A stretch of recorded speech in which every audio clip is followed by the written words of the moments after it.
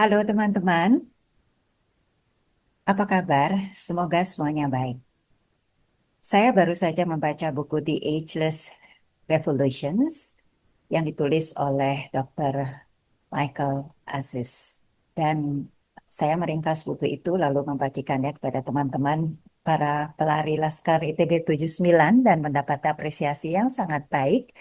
Saya pun merasakan manfaat yang sangat signifikan dan karena itu agar lebih banyak orang yang bisa memanfaatkan apa yang ditulis oleh buku ini, maka saya membaginya dalam bentuk video.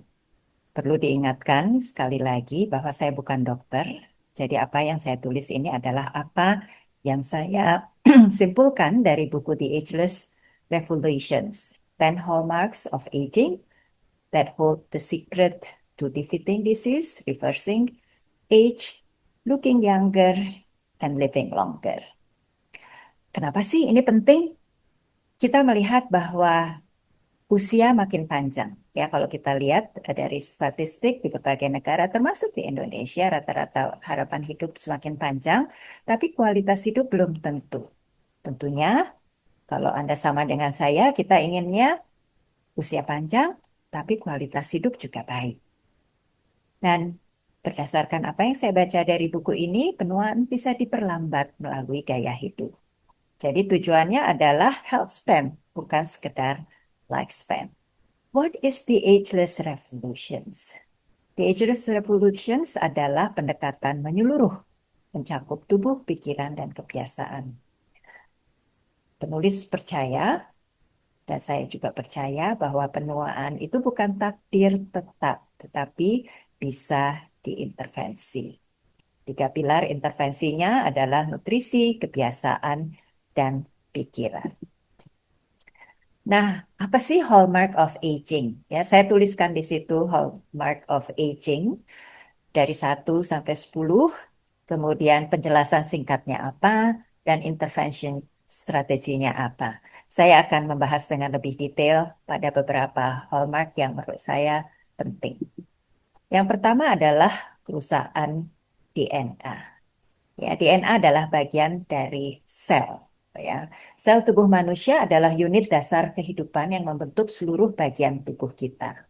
Setiap struktur tubuh, baik itu kulit, otot, organ, darah, tulang, dan otak, tersusun dari triliunan sel yang masing-masing memiliki fungsi khusus, namun bekerja sama menjaga kehidupan dan kesehatan tubuh. Nah, DNA adalah kode genetik yang menyimpan semua informasi penting untuk menjalankan dan meregenerasi sel-sel tubuh kita. Namun, setiap hari DNA dalam sel kita bisa rusak oleh berbagai faktor, seperti paparan radikal bebas dari polusi, asap rokok, makanan yang tidak sehat. Apa sih paparan radikal bebas? Jadi, radikal bebas adalah molekul atau atom yang memiliki satu atau lebih elektron yang tidak berpasangan di orbit terluarnya. Karena ketidakseimbangan ini, radikal bebas menjadi sangat reaktif dan berusaha mencuri elektron dari molekul lain untuk menstabilkan dirinya. Proses ini bisa menyebabkan kerusakan pada sel termasuk DNA, protein, dan membran sel. Yang lain lagi, kerusakan DNA bisa disebabkan oleh radiasi UV dari sinar matahari, zat kimia toksik, kesalahan saat sel membelah, dan peradangan kronis. Ya, apa sih hubungannya dengan aging atau penuaan?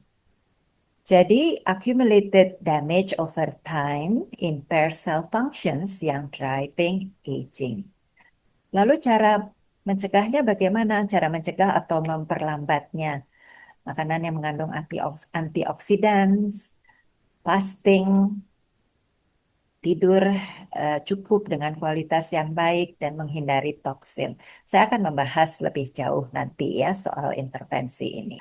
Lalu yang lain dari hallmarks yang saya ingin bahas dengan lebih detail adalah disfungsi mitokondria. Apa itu mitokondria?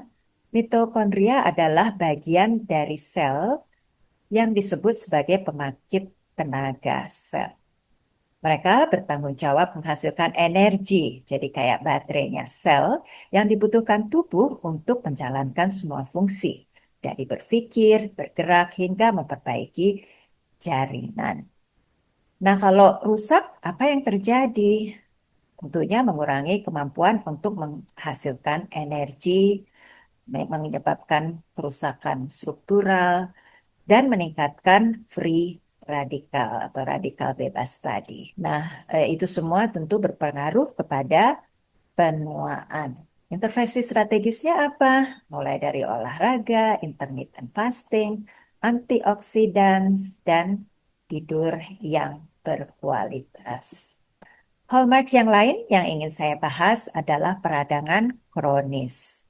Peradangan adalah respons alami tubuh terhadap infeksi atau cedera. Peradangan kronis terjadi saat sistem imun tetap aktif terus-menerus meskipun tidak ada ancaman yang nyata. Akibatnya, sistem imun justru menyerang jaringan yang sehat, merusak sel, mempercepat penuaan, dan memicu penyakit kronis. Jadi di sini peradangan kronis akibatnya adalah penuaan yang lebih cepat, penyakit jantung, diabetes, kanker, ya. Apa penyebabnya? Makanan-makanan yang pro-inflamatori. Nanti saya akan bahas lebih lanjut ya. Tidur yang kualitasnya buruk atau kurang tidur, racun dan juga gut imbalance ya, atau tidak seimbangan usus. Strateginya apa agar tidak terjadi peradangan? Makan lebih banyak buah-buahan dan sayuran, mengelola stres, tidur yang berkualitas dan cukup, dan juga mendukung kesehatan usus ya. Saya akan bahas lebih lanjut nanti di sini. Lalu kehilangan stem cell ya. Ini salah satu dari hallmark of aging. Apa sih stem cell? Stem cell atau sel punca adalah sel induk yang memiliki kemampuan luar biasa untuk membelah diri menjadi lebih banyak stem cell, berdiferensiasi menjadi bagian jenis sel tubuh, misalnya sel otot, darah, kulit, atau otak. Nah, stem cell ini sangat penting untuk perbaikan jaringan, pemulihan organ, dan regenerasi tubuh. Ageless Daily Lifestyle.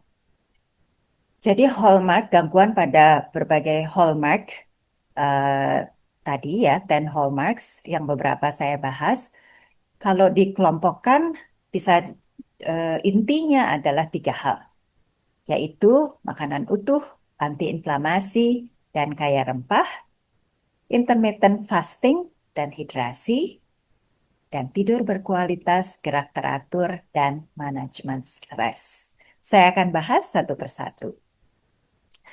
Yang pertama adalah makanan utuh, antiinflamasi, dan kaya rempah. Apa sih yang dimaksud makanan utuh? Makanan utuh adalah makanan yang tidak diproses. Contohnya sayur, buah, kacang, dan biji-bijian. Antiinflamasi membantu meredakan peradangan kronis yang merupakan penyebab penuaan. Kaya rempah, gunakan kunyit, jahe, bawang putih, kayu manis untuk efek antioksidan dan anti-aging. Hindari makanan yang ultra proses, biasanya banyak pengawetnya dan banyak bahan-bahan aditif. Hindari makanan yang tinggi gula dan lemak trans. Kuncinya, makanan-makanan yang pro anti-aging adalah segar, berwarna-warni, dan bervariasi serta alami. Nah, ini adalah makanan yang pro-inflamasi versus yang anti-inflamasi. Ya, kategori gula dan minuman manis, yang pro-inflamasi adalah gula rafinasi, sirup jagung tinggi fruktosa, dan minuman bersoda. Sementara makanan antiinflamasi adalah buah segar seperti blueberry, apel, dan sebagainya, madu alami, dan kurma. Kategori karbohidrat yang proinflamasi adalah roti putih, mie instan, nasi putih berlebihan. Yang antiinflamasi adalah karbohidrat kompleks seperti beras merah, quinoa, oat. Kategori lemak, lemak trans seperti margarin dan shortening, minyak goreng yang dipakai berulang-ulang. Sementara makanan antiinflamasi adalah lemak sehat seperti minyak zaitun, alpukat, dan kacang-kacangan. Kategori protein ada yang proinflamasi adalah daging olahan seperti sosis, bacon, daging merah yang berlebihan. Sementara yang antiinflamasi adalah ikan berlemak seperti salmon, sardin, tempe, tahu, ya. Minuman yang proinflamasi adalah alkohol yang berlebihan, minuman energi tinggi gula. Sementara yang antiinflamasi adalah teh hijau, teh herbal, air putih, kopi tanpa gula. Lalu kategori snack dan olahan, makanan yang proinflamasi adalah snack ultra proses, keripik kemasan, makanan cepat saji. Sementara makanan yang antiinflamasi adalah snack yang sehat. Kacang, biji chia, buah kering tanpa gula. Jadi itu adalah contoh-contoh makanan yang proinflamasi dan antiinflamasi. Kategori yang kedua adalah intermittent fasting dan hidrasi. Nah, intermittent fasting, biasa disingkat IF, adalah pola makan dengan periode puasa dan makan. Ya, pola yang populer adalah 16-8, artinya puasa 16 jam dan makan dalam 8 jam. Ya, selama berpuasa masih tetap bisa minum yang tidak mengandung gula. Ya. Kemudian manfaatnya apa? Manfaatnya adalah memperbaiki sensitivitas insulin, mendukung autofagi, dan mengurangi inflamasi. Inflamasi tadi saya sudah bahas ya. Sekarang saya akan bahas apa sih sebetulnya memperbaiki sensitivitas insulin. Sensitivitas insulin adalah kemampuan tubuh untuk merespons insulin secara efektif. Sehingga glukosa, gula darah, dapat diserap oleh sel-sel tubuh, terutama otot dan hati, dan digunakan sebagai energi atau disimpan. Insulin adalah hormon yang diproduksi oleh pankreas untuk mengatur kadar gula darah. Saat Anda makan, kadar gula darah akan naik dan tubuh mengeluarkan insulin. Insulin membantu memasukkan glukosa ke dalam sel.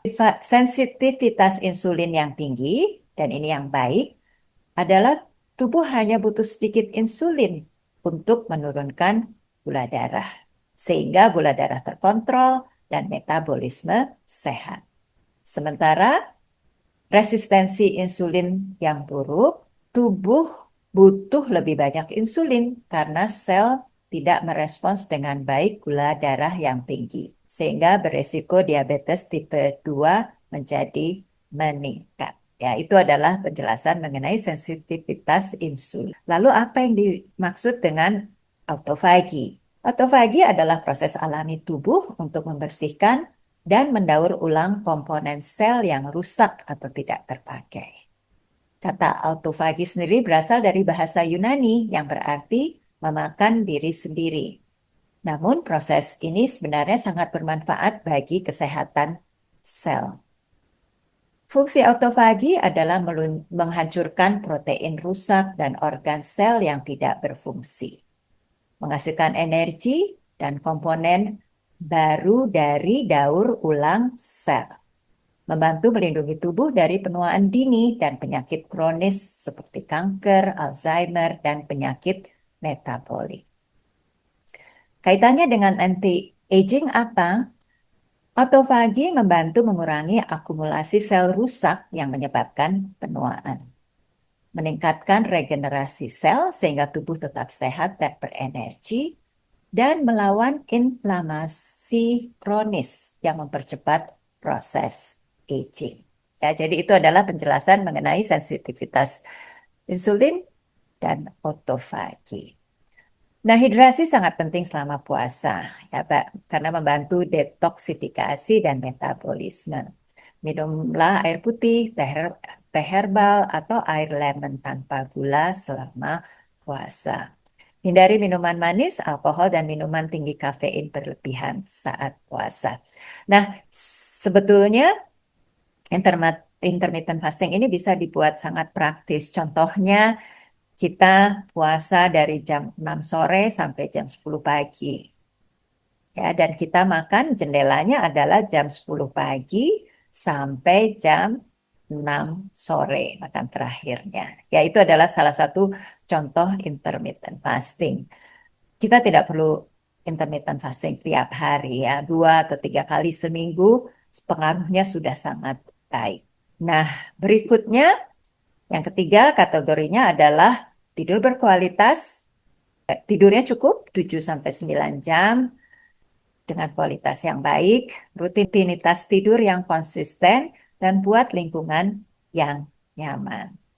Gerak teratur, aktif sepanjang hari, olahraga, baik itu yang aerobik, latihan kekuatan. Jadi latihan latihan kekuatan itu adalah latihan atau strength training adalah jenis latihan yang bertujuan untuk meningkatkan kekuatan daya tahan otot dan massa otot dengan memberikan beban atau resistensi pada otot. Latihan ini dapat dilakukan dengan berat badan sendiri maupun dengan peralatan beban tambahan. Ya, contoh latihan dengan berat badan sendiri adalah push up, plank, squat, lunge. Ya. Sementara dengan beban tambahan, contohnya deadlift, bench press, dan dengan barbel, ya, dan latihan fleksibilitas seperti yoga atau pilates. Ya, idealnya kita melakukan semua jenis dari olahraga tersebut. Lalu jangan duduk terlalu lama. Dan yang tidak kalah penting adalah manajemen stres. Di sini contohnya adalah latihan pernafasan, meditasi, habiskan waktu di alam, tetap terhubung dengan orang lain. Ya, itu adalah beberapa cara untuk mengelola stres. Hal yang lain yang bisa membantu adalah suplemen. Ya, gunakan suplemen yang strategis. Di sini ada contoh-contoh suplemen dan manfaatnya. Idealnya adalah kita memantau biomarker, ya, bagian biomarker yang mana yang perlu diintervensi sehingga kita tahu suplemen yang mana yang dibutuhkan.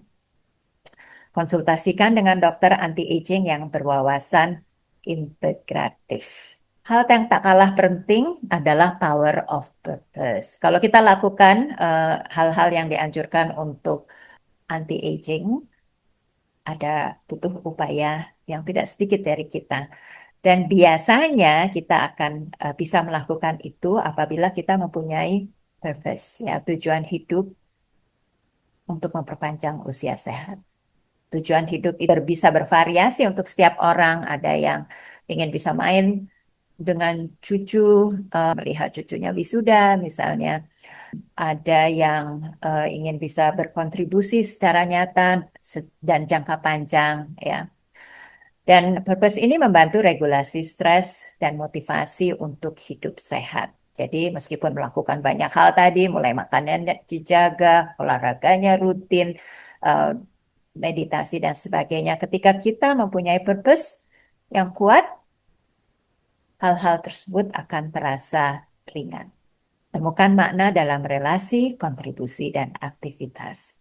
Saya pribadi, purpose saya adalah saya ingin merawat apa yang sudah dianugerahkan oleh Yang Maha Kuasa, dan ingin menggunakannya untuk berkontribusi secara lebih panjang, baik untuk keluarga maupun untuk masyarakat secara umum. Dan itu yang membantu saya untuk bergaya hidup sehat. Untuk memulai, kita tidak perlu muluk-muluk, ya, tidak perlu menunggu. Kita bisa mulai dari hal yang kecil. Pilih satu perubahan gaya hidup untuk minggu ini, lalu bentuk itu menjadi sebuah kebiasaan. Ya, ketika hal yang kecil itu sudah menjadi kebiasaan, maka semuanya akan terasa lebih ringan. Ya, lakukan dengan konsisten. Tidak harus sempurna. Untuk membangun kebiasaan itu cukup kita lakukan dengan konsisten, tidak harus sempurna, kesempurnaan itu atau perbaikan-perbaikan itu kita bisa lakukan setelah kita bisa dengan konsisten melakukannya. Kalau kita sudah pilih satu, berikutnya dan sudah menjadi kebiasaan, kita bisa pilih lagi yang lain. Pilih lagi yang lain. Ya, sehingga tanpa terasa kita sudah melakukan ketiga hal tadi. Ya, ketiga pilar untuk anti-aging. Dari makanan, intermittent fasting, maupun olahraga, mengelola stres, dan tidur dengan cukup. Sebagai penutup, ini adalah perjalanan seumur hidup, bukan sprint. Kalau diibaratkan sebagai pelari, ini adalah lari maraton, bukan lari sprint. Menjadi tua dengan sehat adalah bentuk syukur atas anugerah yang telah diberikan Yang Maha Kuasa, kita rawat agar kita bisa menjadi tua dengan sehat. Grow older without growing old. Semoga sharing ini bermanfaat dan selamat mencoba. Kalau ada komentar, masukan, silahkan ditulis di bagian komentar. Sampai jumpa.